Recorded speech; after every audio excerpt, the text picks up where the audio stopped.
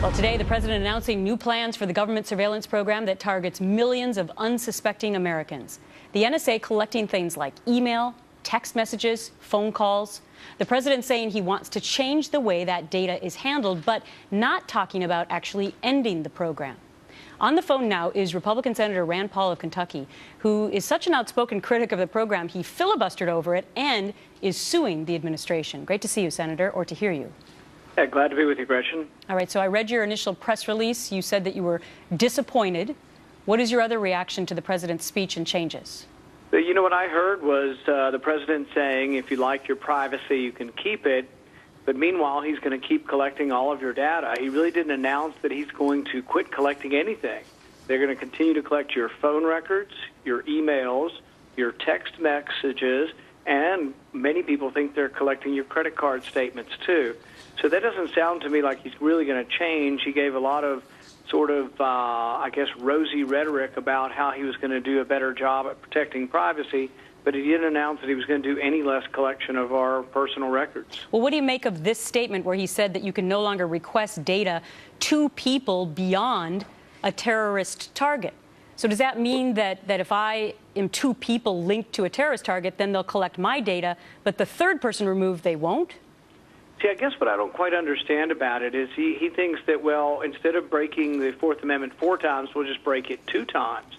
Because here's my opinion. If you are a potential terrorist and we have a warrant to go after you, I don't care if they do 20 hops, meaning they go way back into the data. They just have to keep asking for warrants, and they do it with a judicial warrant.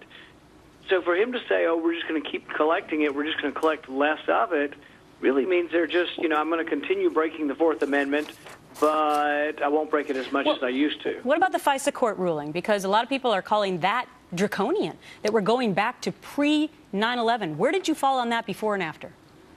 You know, I think that when it comes to a constitutional question of whether the Fourth Amendment applies, you can't have that decided in secret in the FISA court. So ultimately, we need to go to the Supreme Court to decide whether a single warrant applies to millions of Americans' phone records, right, or whether you'd have to individualize the warrant. You know, when we fought the Revolutionary War, that was one thing we objected to from the British soldiers. They were writing their own generalized warrants, and they were invading Americans' homes and looking for their papers to see if they paid the stamp tax.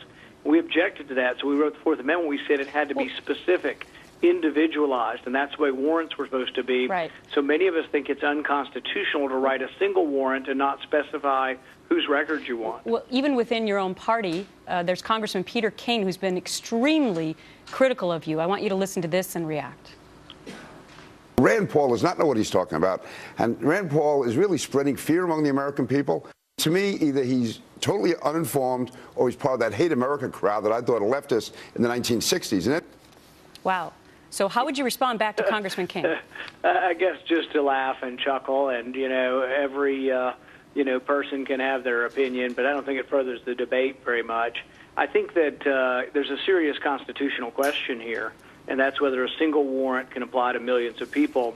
5 of the Supreme Court justices, we think, have already indicated a willingness to review this case, to look at whether or not there was a case in the 70s called Maryland versus Smith, and it had to do with wiretaps on one individual. And the government is saying that that applies to every American in the country without naming those Americans.